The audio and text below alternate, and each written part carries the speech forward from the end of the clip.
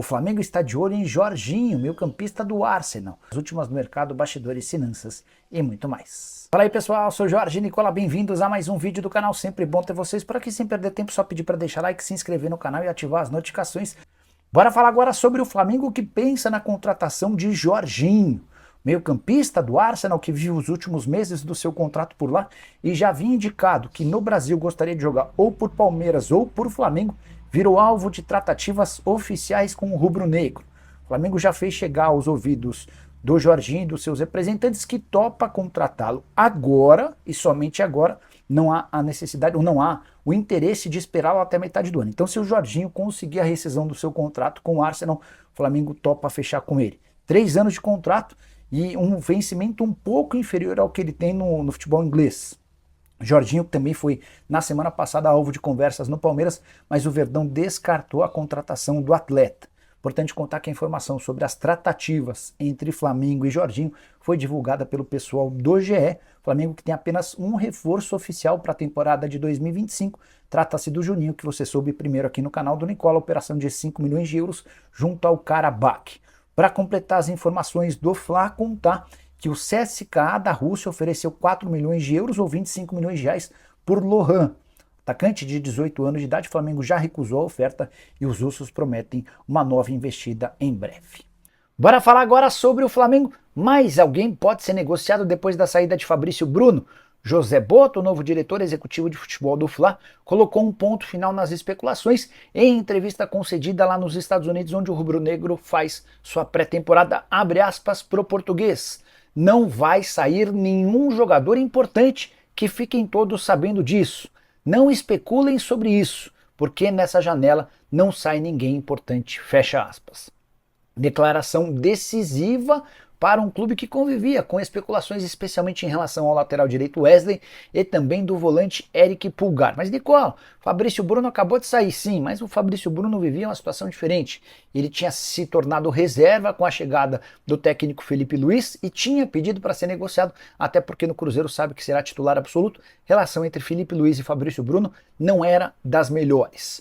Só para complementar o noticiário do Fla, derrota por 2-1 para o Boa Vista. O único gol do Flamengo marcado pelo Carlinhos, que foi perguntado se ele fica. E a resposta foi, não sei, não sei. Carlinhos ainda disse, abre aspas, todos que estão no Flamengo têm capacidade para vestir essa camisa. Ninguém cai de paraquedas ou vem por causa de empresário, fecha aspas. Você, torcedor rubro-negro, abriria mão do Carlinhos e de quais outros jogadores? Já uso o espaço para comentário para registrar sua opinião. Havia contado para vocês nos últimos dias sobre o interesse do Vitória no centroavante. Tem também uma equipe mexicana disposta a pagar $800 mil pelo empréstimo de 1 ano. Nicola, Vitão no lugar do Fabrício Bruno e Jorginho no lugar do Pulgar. Sabe de algo? Ontem à noite eu perguntei para um dos empresários do Vitão sobre a chance dele virar reforço no Flamengo. E o que eu ouvi é que o José Boto gosta muito do Vitão. Já é um cara no radar do Boto há bastante tempo. Mas o Boto não está fazendo nenhuma contratação sem o aval do Felipe. Então, o Boto levou o nome para o Felipe Luiz e o Felipe está avaliando prós e contras antes de o Flamengo tomar uma decisão. Se vier o aval do técnico, a estratégia do Flamengo vai ser procurar um internacional para tentar a contratação do Vitão usando os 4 milhões de euros que o Inter deve por conta do Thiago Maia. Então vamos lá, Vitão vale 7, 8, estou chutando. Eu já não vou pagar 4 milhões de euros por conta dessa dívida do Thiago Maia, tá bom? Sobre Jorginho, o Jorginho declarou que, voltando ao Brasil, tinha como prioridades Palmeiras ou Flamengo, por entender que são os clubes mais saudáveis do ponto de vista financeiro, que estão nas grandes competições e vão disputar, por exemplo, o Super Mundial de Clubes. Com o Palmeiras já deu para perceber que a conversa não foi das mais positivas. O Palmeiras entendeu que a pedida salarial é muito alta e ele não é o cara que o clube busca, não é a posição específica, tá? Sobre o Pulgar, hoje até surgiu uma notícia de que o Pulgar decidiu não renovar o contrato com o Flamengo, que vence em dezembro, porque ele quer deixar o Brasil muito decepcionado com o calendário. A alegação é de que o calendário é muito puxado, de que joga-se demais e que ele quer voltar para jogar na Europa. Preciso te contar agora de forma exclusiva o salário de Fabrício Bruno no Cruzeiro E dá para dizer que o Raposa precisou abrir os cofres para fechar com seu novo defensor. O Fabrício vai receber aproximadamente R$ 1.250.000 por mês, tornando-se assim um dos zagueiros mais bem pagos do futebol brasileiro. O único que eu me lembro que ganha mais entre os defensores no futebol atual é o Gustavo Gomes, que recentemente inclusive teve seu contrato renovado no Palmeiras, salário na casa de R$ 1.300.000 por mês. Davi Luiz até recebia mais R$ 1,5 milhão, mas não teve seus vencimentos ou seu vínculo prorrogado no Flamengo. Fabrício Bruno, que assinou por 4 temporadas, foi anunciado como novo reforço da Raposa na noite desse sábado, operação de 7 milhões de euros ou mais ou menos 44 milhões de reais. O Cruzeiro garantiu ao Fabrício Bruno um aumento de mais ou menos 35% em relação aos vencimentos que ele tinha nos tempos de Flamengo. O Fabrício Bruno no Fla ganhava perto de R$ 900 mil mensais. Grana dos 44 milhões de reais, que inclusive já está nos cofres do Flamengo e permitiu ao rubro-negro a aquisição, o fechamento, o acordo com o Karabag pelo Juninho. Daqui a pouco a gente fala mais sobre o Flamengo. Para repercutir uma informação que você soube desde o começo em primeira mão no canal do Nicola. Fui o primeiro a dizer por aqui que Juninho, atacante de 28 anos do Karabag, interessava. Também fui o primeiro a dizer que sim, que as tratativas haviam avançado. Cheguei a dizer nos últimos vídeos que estava tudo acertado, era questão de definir detalhes com o Karabag. A operação está concluída. 5 milhões de euros ou 31 milhões de reais que serão quitados em 2 vezes. A primeira metade à vista e a outra metade a partir de agosto. Juninho vai assinar um contrato de 4 anos que vai lhe garantir 5 milhões de euros na totalidade do tempo, ou seja, trazendo para nossa moeda e dividindo pelo número de meses, incluindo o 13º, dá para dizer que o Juninho terá vencimentos na casa dos R$ 500 mil mensais.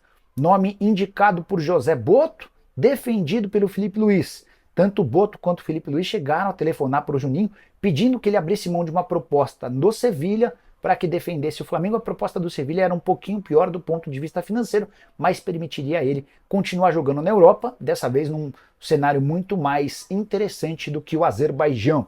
Atleta que chega para fazer a função do centroavante, enquanto o Pedro se recupera de lesão. A partir do momento em que o Pedro estiver à disposição, dá para imaginar Juninho e Pedro atuando juntos, desde que o Juninho performe como se espera. Só para completar, o primeiro reforço da era BAP teve um empurrãozinho do Fabrício Bruno, é que com a grana que o Flamengo arrecadou, o depósito caiu nessa sexta-feira de 7 milhões de euros ou 44 milhões de reais, o Flamengo se sentiu confortável para fazer o pagamento de metade, 2,5 milhões de euros para o Karabag. A saideira é sobre Eric Pulgar. O volante decidiu ir embora do Flamengo, isso não é novidade, e o objetivo dele é voltar para a Europa. Ele entende que o calendário no Brasil é extremamente desgastante e procura clubes por lá. Seu vínculo se encerra em dezembro, o Flamengo precisa tomar a decisão de vendê-lo agora ou correr um enorme risco de perdê-lo sem qualquer custo, de graça, a partir de 1º de janeiro do ano que vem. Preciso responder agora o que o Flamengo pensa sobre o futuro de Bruno Henrique. O atacante, que virou alvo recente do Atlético Mineiro, tem uma série de especulações que surgiram, quero esclarecer todas elas. A começar com a notícia de que o Bruno Henrique estaria vendendo a mansão que ele tem no Rio de Janeiro e procurando casa em Belo Horizonte. Não confere. O Bruno Henrique até vai mudar de casa, mas dentro do próprio Rio de Janeiro. Ele comprou uma mansão muito melhor e maior, está terminando uma mobília e a tendência é que quando ele volte dos Estados Unidos, onde o Flamengo faz a pré-temporada, já se mude para casa nova e aí sim ele vai vender a casa antiga no Rio de Janeiro. Negociações em relação ao Atlético. O Galo sondou o staff do jogador para tentar entender as condições. O Atlético esperava que o Flamengo não fosse utilizar o Bruno Henrique e a partir daí poderia apresentar uma proposta, mas o caso é completamente diferente. O Denis Ricardo, que é empresário do Bruno Henrique, chegou a entrar em contato com dirigentes do Flamengo, mas especificamente com o José Boto, para saber se o Flamengo tinha a intenção de utilizar o atleta, e o que o Denis Ricardo ouviu foi de que não há interesse do Flamengo em negociar o Bruno, ninguém do Atlético fez proposta oficial e de que o jogador está nos planos do Felipe Luiz. Diante disso, fim das especulações sobre Bruno Henrique jogando com a camisa do Atlético. O Galo, se quisesse, precisaria ser bem mais arrojado e agressivo, apresentando uma proposta para tentar tirar o jogador do Flamengo, o Bruno Henrique, que já havia revelado em outros tempos ser torcedor atleticano. Preciso falar agora sobre uma proposta, mais uma, por um jogador do Flamengo, esse titular. O Rennes da França, a pedido de Jorge Sampaoli, tentou contratar Eric Pulgar. O proposta de 4 milhões e meio de euros ou 28 milhões de reais.